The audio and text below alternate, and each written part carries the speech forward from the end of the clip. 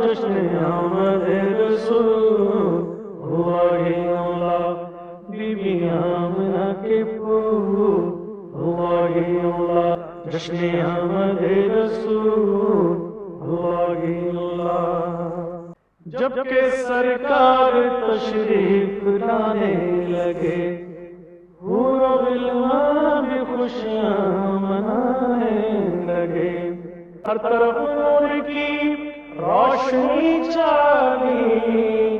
مصطفیٰ کیا ملے زندگی مل گئی، اے حلیمہ تیری گود میں آ گئے دونوں عالم کے رسول اللہ اللہ۔ بسم اللہ الرحمن الرحیم، الحمد للہ رب العالمین، والصلاة والسلام علی خاتم النبیین سیدنا محمد وعلی آلہ وصحبہ اجمعین۔ الحمدللہ ہم ایک مرتبہ دوبارہ اللہ تعالیٰ نے ہمیں موقع دیا کہ ہم تجدید عہد کر سکیں، تجدید وفا کر سکیں، تو آج پھر ہم اس مہینے کا، اس دن کا، اس تاریخ کا استقبال کر رہے ہیں جس میں اللہ نے اپنے پیارے محبوب سرکار دو عالم صلی اللہ علیہ وسلم کو ہمارے لیے نبی اور ہادی بنا کر اس دنیا میں بھیجا۔ تو ربیع الاول کا مہینہ جب بھی آتا ہے تو ہمارے دلوں میں نبی اکرم صلی اللہ علیہ وسلم کی یاد تازہ ہو جاتی ہے، وہ نبی جن کے ذریعے اللہ تعالیٰ نے ہمیں ایمان کی روشنی عطا فرمائی، قرآن عطا فرمایا، اپنے رب کو پہچاننے کا راستہ عطا فرمایا اور آخرت کی کامیابی کا راستہ بھی دکھایا۔ لیکن آج اس دن میں سوچ رہی ہوں کہ کیوں نہ ہم ایک بار اپنا احتساب کریں، ہم دیکھیں کہ ہم رسول اللہ صلی اللہ علیہ وسلم سے کتنی محبت کرتے ہیں، کیونکہ محبت کا دعویٰ تو سب کرتے ہیں اور اس کا ہمیں گلیوں اور بازاروں میں، چوکوں اور چوراہوں میں ہر جگہ اظہار بھی نظر آتا ہے۔ رنگ برنگی مٹیوں کی پہاڑیاں اور رنگ برنگی لائٹیں، چمچماتے گھر،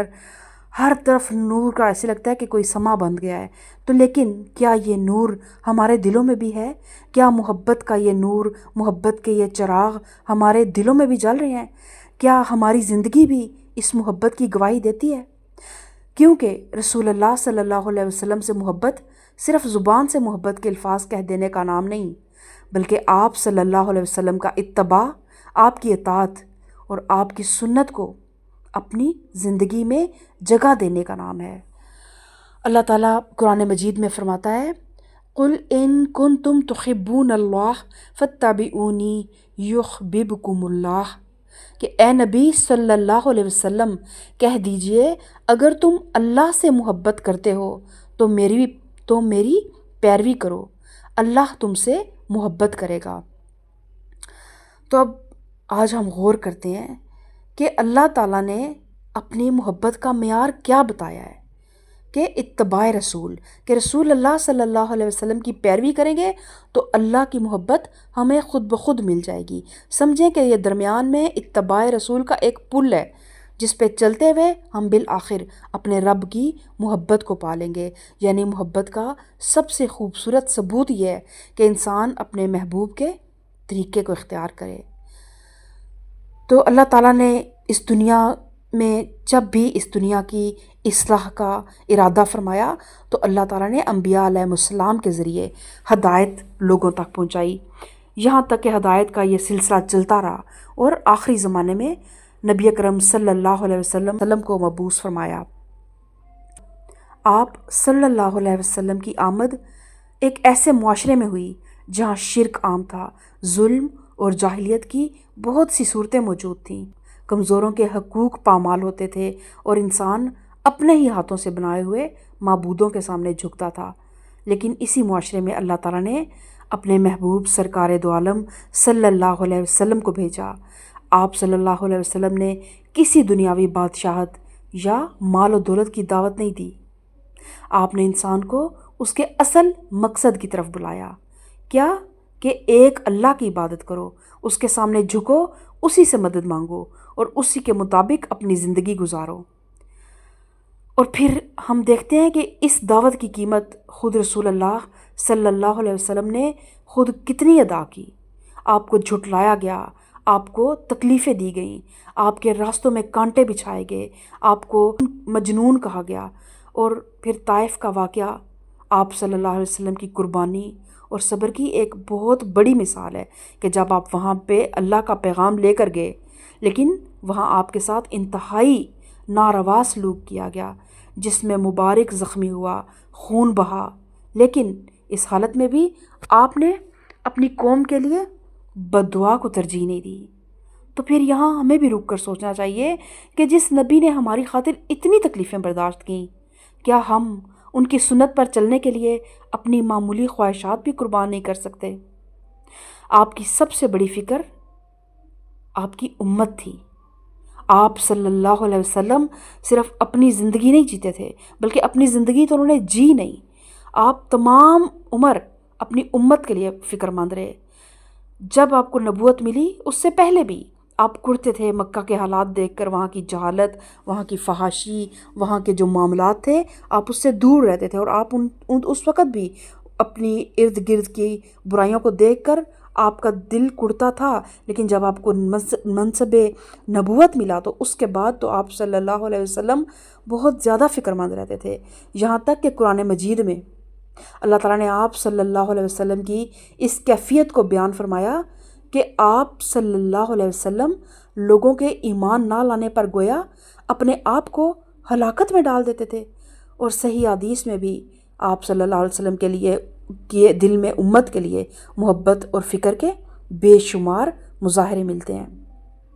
آپ صلی اللہ علیہ وسلم نے صرف ہمیں عبادات نہیں سکھائیں، صرف بدنی عبادات نہیں سکھائیں، بلکہ آپ نے ہمیں اخلاق سکھائے، آپ نے ہمیں معاشرت سکھائی، آپ نے ہمیں بتایا کہ والدین کے ساتھ کیسے رہنا ہے، میاں بیوی کے کیا حقوق ہیں، پڑوسی کا حق کیا ہے، یتیم کے ساتھ کیسے پیش آنا ہے، غریب اور مسکین کے ساتھ کیا سلوک کرنا ہے، زبان کو کیسے محفوظ رکھنا ہے، غصے پر کس طرح قابو پانا ہے، اور سب سے بڑھ کر یہ کہ بندہ اپنے رب کے ساتھ تعلق کس طرح قائم کرے۔ یعنی رسول اللہ صلی اللہ علیہ وسلم کی سنت صرف چند ظاہری عبادات کا نام نہیں ہے، سنت ایک مکمل طرز زندگی ہے۔ اور پھر وہ وقت بھی آ گیا، آپ نے امت کے لیے وقف کی، اللہ کے پیغام کو پوری امانت داری کے ساتھ امت تک پہنچایا، اور پھر آپ صلی اللہ علیہ وسلم نے جب اس دنیا سے پردہ فرما لیا تو صحابہ کرام کے لیے یہ ایک ایسا صدمہ تھا جس کا ہم تصور بھی نہیں کر سکتے، لیکن رسول اللہ صلی اللہ علیہ وسلم انہیں قرآن دے کر گئے تھے، سنت دے کر گئے تھے، ایک واضح راستہ دے کر گئے تھے، اور پھر وہ راستہ ہمارے تک بھی پہنچا۔ صحابہ کرام نے بھی اس امانت کو بہت ہی امانت داری کے ساتھ ہم تک پہنچایا، اور اب یہ ذمہ داری ہم پر ہے کہ ہم اس دین کو تھامیں اور آگے پہنچائیں۔ آج 1400 سال سے زیادہ کا عرصہ گزر چکا ہے، لیکن سوال یہ ہے کہ ہم نے اپنے نبی صلی اللہ علیہ وسلم سے کیا لیا؟ صرف نام، صرف جذبات، صرف محبت کے دعوے اور نعرے، یا پھر ہم نے ان کی سنت بھی لی؟ تو میری پیاری بہنوں اور میرے عزیز بھائیوں، محبت بہت خوبصورت چیز ہے، اور محبت رسول صلی اللہ علیہ وسلم تو ہمارے ایمان کا حصہ ہے، اور صحیح بخاری اور صحیح مسلم کی احادیث میں ہے کہ رسول اللہ صلی اللہ علیہ وسلم نے فرمایا، تم میں سے کوئی شخص اس وقت تک کامل ایمان والا نہیں ہو سکتا جب تک میں اسے اس کے والد، اس کے اولاد اور تمام لوگوں سے زیادہ محبوب نہ ہو جاؤں۔ تو یہ محبت ضروری ہے، محبت تو آکسیجن ہے، لیکن محبت کے بھی کچھ تقاضے ہوتے ہیں، آداب ہوتے ہیں، اصول ہوتے ہیں، کہ اگر ہم واقعی رسول اللہ صلی اللہ علیہ وسلم سے محبت کا دم بھرتے ہیں تو پھر ہمیں دیکھنا ہوگا کہ ہماری نماز کیسی ہے، ہمارا اخلاق کیسا ہے، ہماری زبان کیسی ہے، ہمارے معاملات کیسے ہیں، ہم اپنے گھر والوں کے ساتھ کیسے پیش آتے ہیں، ہم غصے میں کیا کرتے ہیں، ہم کسی کے پیچھے اس کی برائی کرتے ہیں یا اپنی زبان کو روک کے رکھتے ہیں، ہم اپنے معاملات میں سچ بولتے ہیں یا دروغ گوئی، ہم کسی کا حق تو نہیں مار رہے، کسی کے ساتھ کوئی زیادتی تو نہیں کر رہے، کسی کے دل آزاری تو نہیں کر رہے، کیونکہ رسول اللہ صلی اللہ علیہ وسلم کی سنت صرف یہ نہیں کہ ہم سال میں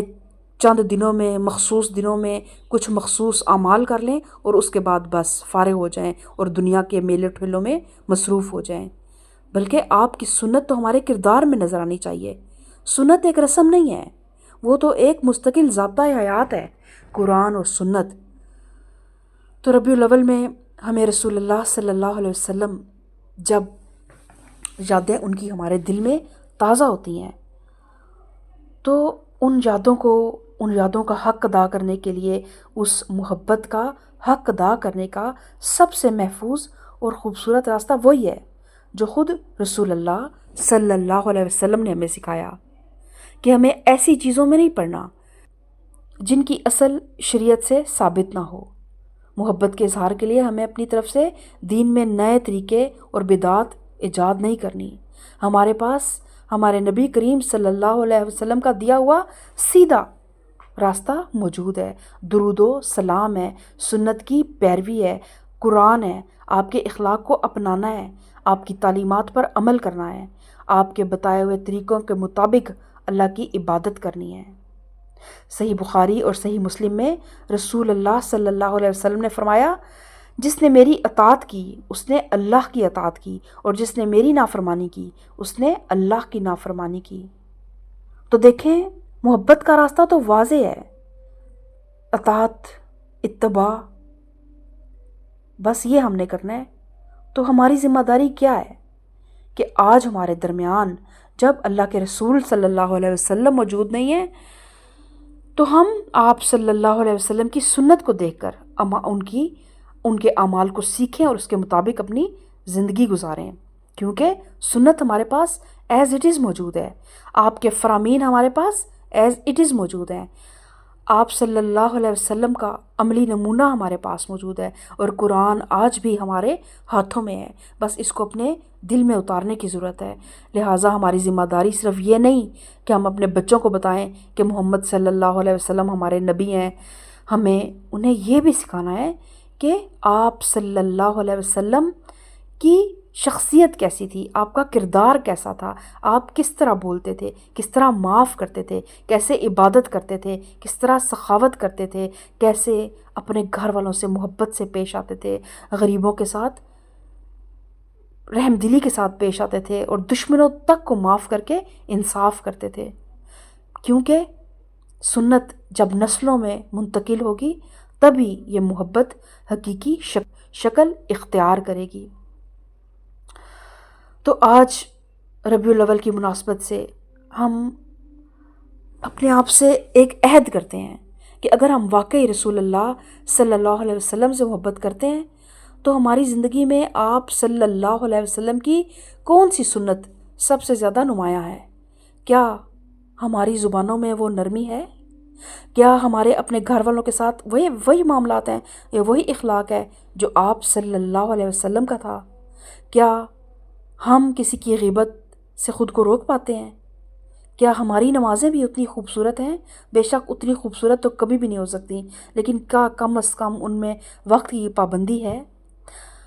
جو نماز کے اراکین ہیں وہ ہم پوری امانت داری کے ساتھ ادا کرتے ہیں؟ کیا ہم معاملات میں دیانت داری سے کام لیتے ہیں؟ کیا ہم کسی کو معاف کر سکتے ہیں؟ کیا ہم تکلیف دینے والوں کے لیے بھی خیر خواہی کر سکتے ہیں؟ تو اگر ان سوالات کے جواب میں ہمیں اپنے اندر کوئی کمی نظر آئے نا تو مایوس ہونے کی ضرورت نہیں ہے، کیونکہ مہلت ابھی باقی ہے، زندگی ابھی باقی ہے، بلکہ آج تو ہمیں ایک موقع ملا ہے تجدید عہد کا، تجدید وفا کا۔ تو آج ہی ایک سنت اپنی زندگی میں لے آئیں، پھر دوسری، پھر تیسری، اور آہستہ آہستہ اپنی زندگی کو رسول اللہ صلی اللہ علیہ وسلم کی سنت کے مطابق ڈھالتے چلے جائیں۔ تو میری پیاری بہنوں، میرے عزیز بھائیوں، رسول اللہ صلی اللہ علیہ وسلم کی محبت صرف ایک دن کی محبت نہیں، یہ محبت صرف ربیع الاول تک محدود نہیں، یہ ایک ایسی محبت ہے جو ہماری پوری زندگی کو بدل دیتی ہے۔ اگر ہم واقعی محمد صلی اللہ علیہ وسلم کے امتی ہیں تو ہماری پہچان صرف ہماری زبان سے نہیں ہونی چاہیے، بلکہ ہماری نماز سے ہونی چاہیے، ہمارے اخلاق سے ہونی چاہیے، ہماری سچائی سے ہونی چاہیے، ہماری حیا سے ہونی چاہیے، ہماری امانت داری سے ہونی چاہیے، ہماری مودت اور رحمت سے ہونی چاہیے جو ہمارے کردار میں نظر آئے۔ تو آج ربیع الاول کے دن ہم ایک عہد کرتے ہیں کہ ہم صرف زبانی محبت کا دعویٰ نہیں کریں گے، بلکہ ہم کوشش کریں گے کہ اپنی زندگی کو آپ صلی اللہ علیہ وسلم کی سنت کے مطابق ڈھالیں۔ اللہ تعالیٰ ہمیں سچی محبت رسول صلی اللہ علیہ وسلم عطا فرمائے، ہمیں آپ کی سنت کو سمجھنے، اس پر عمل کرنے اور اسے اپنی زندگی کا حصہ بنانے کی توفیق عطا فرمائے۔ ہماری محبت کو محض دعویٰ نہ رہنے دے بلکہ ہمارے عمل کی صورت میں قبول فرمائے، اور قیامت کے دن ہمیں اپنے محبوب سرکار دو عالم صلی اللہ علیہ وسلم کی شفاعت نصیب فرمائے، ان کا دیدار نصیب فرمائے، ان کی قربت نصیب فرمائے، ان کے دست مبارک سے جام کوثر پینا نصیب فرمائے۔ آمین ثم آمین۔ وآخر دعوانا ان الحمد للہ رب العالمین۔